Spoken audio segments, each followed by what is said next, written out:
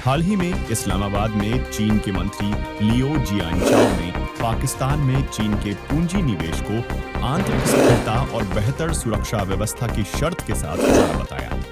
इसके तुरंत बाद पाकिस्तान में राजनीतिक हलचल पड़ी। पाकिस्तान के प्रधानमंत्री शहबाज शरीफ ने देश की सुरक्षा की जिम्मेदारी केवल सेना पर डालने की बजाय राज्यों से भी अपनी भूमिका अदा करने की बात कही। बैठक के बाद घोषणा में न केवल देश में चीनी नागरिकों की सुरक्षा के बारे में एसओपी बनाने की बात की गई, बल्कि चरमपंथ के खात्मे के लिए एक नए फौजी ऑपरेशन अज़्म-ए-इस्तेहकाम का भी ऐलान किया गया। ऐसे में सवाल ये खड़ा होता है कि दोस्ती के बावजूद चीन ने पाकिस्तान में पूंजी निवेश के लिए यहां आंतरिक स्थिरता की मांग क्यों की?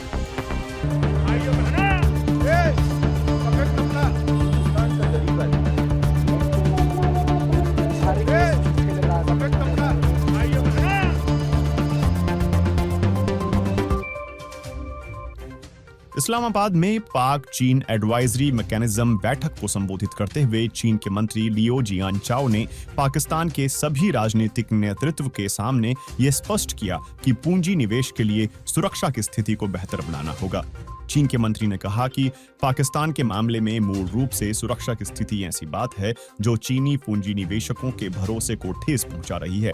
हमें इस स्थिति को बहुत गंभीरता से लेना होगा और सीपैक फ्रेंडली मीडिया एनवायरनमेंट सुनिश्चित करना होगा।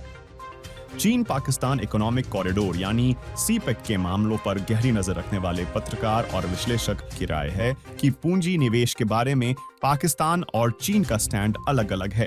उन्होंने बताया कि पाकिस्तान कहता है कि इंफॉर्मेशन टेक्नोलॉजी में पूंजी निवेश होगा, जबकि चीन कहता है कि अपना घर दुरुस्त करो।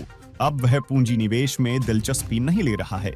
चीन चाहता है कि उसे अब कर्जे वापस मिलें, जबकि पाकिस्तान इस तरह अपना स्टैंड पेश कर रहा है जैसे चीन लाइन में लगकर बस पूंजी निवेश का ही इंतजार कर रहा है।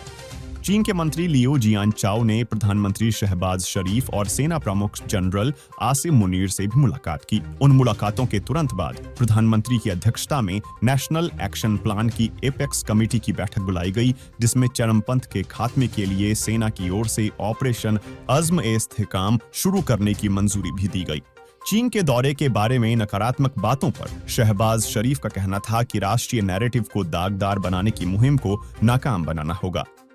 इस्लामाबाद की नमल यूनिवर्सिटी में चाइना स्टडीज सेंटर के डायरेक्टर डॉक्टर वसीम इसहाक कहते हैं कि पिछले 10 सालों में दुर्भाग्य से चीन के नागरिकों पर हमले हुए, जिनमें चीन का जानी नुकसान हुआ।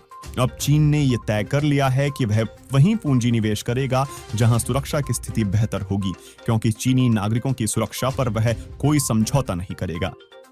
वहीं चीन में पाकिस्तान की पूर्व राजदूत नगमाना हाशमी ने बीबीसी को बताया कि चीन की ओर से यह कहना सामान्य बात है, क्योंकि चीन यह बात एक दोस्त की हैसियत से कह रहा है।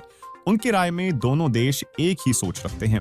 उनके मुताबिक चीन जब पाकिस्तान में अपने नागरिकों की सुरक्षा के बारे में बात करता है तो वह अंतर्राष्ट्रीय समुदाय को भी एक संदेश दे रहा होता है, जो इस क्षेत्र में उसके साथ जियो इकोनॉमिक और जियो स्ट्रेटेजिक दौड़ में शामिल हैं। चीन के मामलों पर गहरी नजर रखने वाले डॉक्टर फजलुर रहमान कहते हैं कि यह वैसी चीनी आशंकाएं हैं जो वह लंबे समय से पाकिस्तान से साझा करते आए हैं।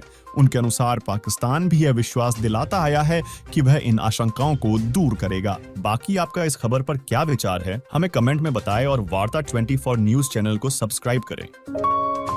आप देख रहे हैं वार्ता 24।